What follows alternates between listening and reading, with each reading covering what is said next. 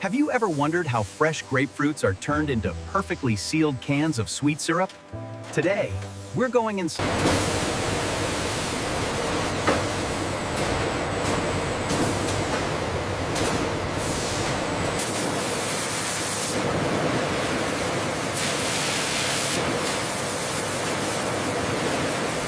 Next, the grapefruits are peeled and cut into uniform segments. Advanced machines remove the bitter membranes, leaving only the juicy fruit.